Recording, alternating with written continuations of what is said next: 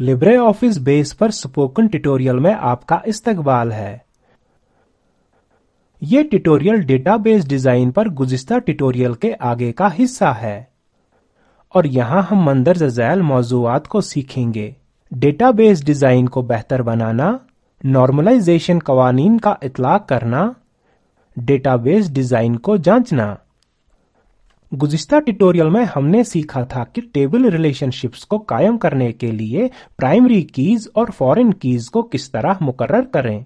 अब database design के तरीके को आगे बढ़ाते हैं। पहले हम अपने डेटाबेस डिजाइन में इस्लाहात करेंगे। अभी हमारे पास इब्तिदाई डिजाइन है। हम टेबल्स को डेटा नमूने के साथ बना और भर सकते हैं। हम नमूना क्वेरीज, फॉर्म और रिपोर्टें तश्कील दे सकते हैं और देखते हैं कि हमारे तमाम इब्तिदाई सवालात के जवाब मिले हैं या नहीं। हम गैर जरूरी डुप्लीकेशंस को जांच सकते हैं और डिजाइन में तब्दीली करके इन्हें कम कर सकते हैं। हम कॉलम्स शामिल कर सकते हैं जिन्हें हम शायद भूल गए हों। साथ ही डेटाबेस की सालमियत की तस्दीक करने के लिए हम कारोबारी उसूलों को भी लाइब्रेरी डेटाबेस में शामिल कर सकते हैं। मिसाल के तौर पर बुक्स टेबल में प्राइस कॉलम को अददी होना चाहिए। एक और कारोबारी उसूल हो सकता है वापस करने की तारीख किताब को जारी करने की तारीख के 1 माह बाद चाहिए, या जब कोई मखसूस अमल होता है आगे के एक्शंस यानी अवामिल मुहर्रिक हो जाने चाहिए।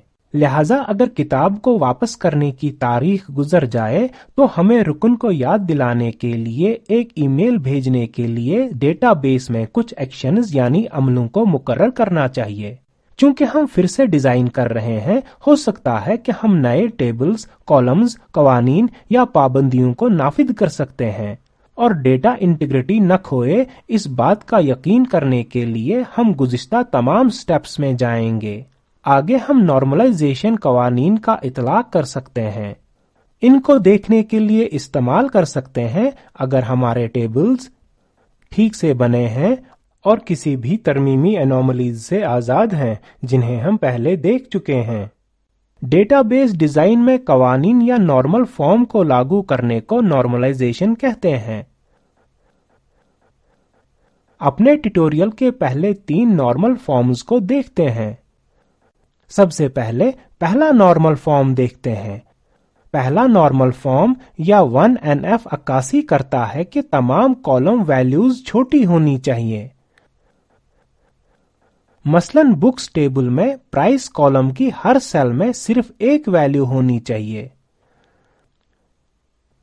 मतलब कि कॉलम में सिर्फ इस किताब की कीमत होनी चाहिए और कुछ नहीं। इसी तरह से ऑथर्स टेबल में फर्स्ट नेम सेल में सिर्फ मुसन्निफ का पहला नाम होना चाहिए। पहला नॉर्मल फॉर्म ये भी जाहिर करता है कि कॉलम्स के दोहराए गए ग्रुप नहीं होने चाहिए। मिसाल के तौर पर हम मानेंगे कि एक नाशिर ने 3 किताबें शाया की और पब्लिशर्स टेबल साख्त में मंदरजा झैल कॉलम्स हैं। Publisher ID, publisher, book 1, author 1, book 2, author 2, book 3, author 3। तवज्जो दीजिए कि ग्रुप बुक और ऑथर 3 बार दोहराए जा रहे हैं। लिहाजा अगर हम ऐसे दोहराए हुए ग्रुप देखते हैं, हमें अपने डिजाइन को फिर से देखना चाहिए।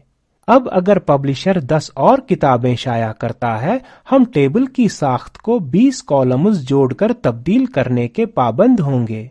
तो हम देखते हैं कि जब डेटा में तब्दीली होती है तो टेबल डिजाइन मुस्तहकम नहीं रहता। साथ ही टेबल को किताब या मुसन्निफ की तरफ से तलाश करना और तरतीब करना पेचीदा हो जाएगा। लिहाजा हम इस टेबल को 2 या 3 टेबल्स में तकसीम करके हल कर सकते हैं।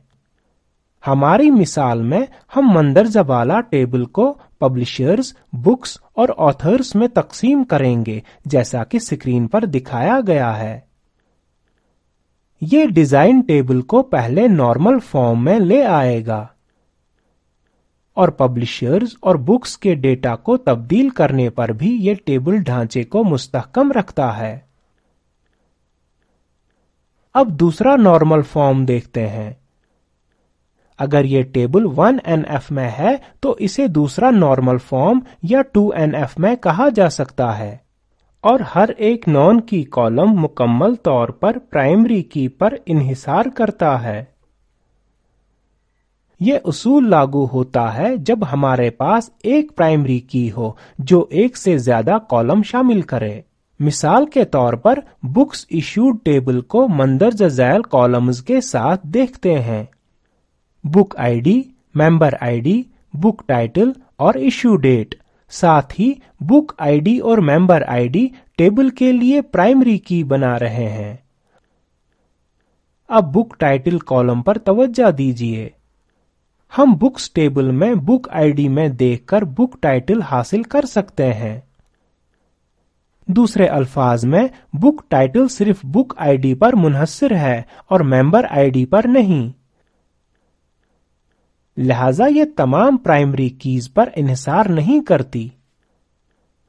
اس ٹیبل کو دوسرے نارمل فارم میں لانے کے لیے ہمیں اس ٹیبل سے بک ٹائٹل حذف کرنا ہوگا اور صرف وہ کالمز رکھیں گے جو پرائمری کی اور کالمز دونوں پر مکمل طور انحصار نہیں کرتی۔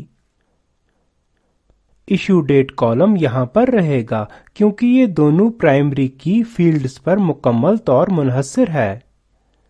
اب دیکھتے ہیں کہ تیسرا نارمل فارم کیا ہے۔ ٹیبل کو تیسرے نارمل فارم 3NF میں کہا جاتا ہے اگر وہ 2NF میں ہوتا ہے اور اگر تمام نان کی یعنی کی کے بغیر کالمز ایک دوسرے سے آزاد ہوں۔ مثال کے طور پر بکس ایشوڈ ٹیبل کو ان کالمز کے ساتھ دیکھتے ہیں۔ Book issue I D primary کی طرح کام کرتی ہے، book title, member, issue date اور ریٹرن ڈیٹ، اور یہ مانتے ہیں کہ واپسی کی تاریخ کے لیے لائبریری کی پالیسی کتاب کو جاری کرنے کی تاریخ کے 1 ماہ بعد کی ہے۔ اب بیس ایشو ڈیٹ کالم کا استعمال کر کے واپس کرنے کی تاریخ کا حساب کر سکتا ہے جو ایک نان کی یعنی کی کے بغیر کالم ہے۔ مطلب ریٹرن ڈیٹ واقعی میں صرف ایشو ڈیٹ کالم پر انحصار کرتی ہے اور کسی دوسرے کالم پر نہیں، اور اگر ہم ریٹرن ڈیٹ فیلڈ میں کسی دوسری تاریخ کا اندراج کرتے ہیں تو یہ ہماری لائبریری پالیسی کی خلاف ورزی ہوگی۔ لہذا ٹیبل کو تیسرے نارمل فارم میں رکھنے کے لیے ہم ٹیبل میں سے ریٹرن ڈیٹ کالم ہٹا دیں گے۔ تو اب ہم جان چکے ہیں کہ پہلے 3 نارمل فارمز کو کس طرح لگائیں۔ عموماً ہمارا ڈیٹا بیس ڈیزائن 3NF پر رک سکتا ہے۔ نارمل فارم اور ڈیٹا بیس ڈیزائن پر مزید معلومات کے لیے اسکرین پر دکھائی دے رہی ویب سائٹس پر جائیں۔ آخر میں اپنا ڈیٹا بیس ڈیزائن جانچتے ہیں کیونکہ ہم اپنی ڈیٹا بیس ڈیزائن کے عمل کو مکمل کر چکے ہیں۔ ہم ڈیٹا بیس کی ساخت بنا سکتے ہیں۔ یہاں ہم ٹیبلز، ریلیشن شپس، اصول یا پابندی، فارم، کوئریز اور رپورٹیں بنائیں گے، اور ہم ڈیٹا بیس کو اصلی ڈیٹا اور صارفین کے ساتھ چیک کر سکتے ہیں۔ ڈیٹا بیس میں ڈیٹا شامل، اپ ڈیٹ کرنے یا مٹانے کے لیے فارم کا استعمال کریں گے۔ رپورٹیں رن کریں یہ دیکھنے کے لیے کہ رپورٹ کے نتائج مناسب اور صحیح ہیں۔ چونکہ ڈیٹا بیس استعمال کے لیے تیار ہے، ہم رفتار کے معاملے میں اس کا مظاہرہ چیک کر سکتے ہیں۔ ہم ڈیٹا کو تیزی سے حاصل کرنے کے لیے ٹیبلز میں انڈیکسز شامل کر سکتے ہیں، اور آپ کے ڈیٹا بیس ایپلیکیشن کو کامیابی سے چلانے کے لیے ہمیں وقتاً فوقتاً ڈیٹا بیس کی مینٹیننس یعنی دیکھ بھال کرنی چاہیے۔ اب ہم نے کر لیا۔ یہاں آپ کے لیے ایک مشق ہے۔ لائبریری ڈیٹا بیس ڈیزائن میں میڈیا نامی ایک نئی اینٹی جوڑیں۔ میڈیا میں DVDs اور CDs شامل ہیں اور یہ یا تو آڈیو یا ویڈیو ہو سکتے ہیں۔ کتابوں کی ہی طرح DVDs اور CDs لائبریری ارکان کو جاری کر سکتے ہیں۔ ڈیٹا بیس ڈیزائن عمل کی پیروی کریں اور پہلے 3 نارمل فارم کو اپنے ڈیزائن میں لگائیں۔ اسی کے ساتھ ہم لبرے آفس میں ڈیٹا بیس ڈیزائن کے تیسرے حصے کے اس ٹیوٹوریل کے اختتام پر آ گئے ہیں۔ مختصر میں ہم نے ڈیٹا بیس ڈیزائن میں مندرجہ ذیل موضوع سیکھے: ڈیٹا بیس میں ڈیزائن کو بہتر بنانا، نارملائزیشن اصولوں کا اطلاق کرنا، ڈیٹا بیس ڈیزائن کو جانچنا۔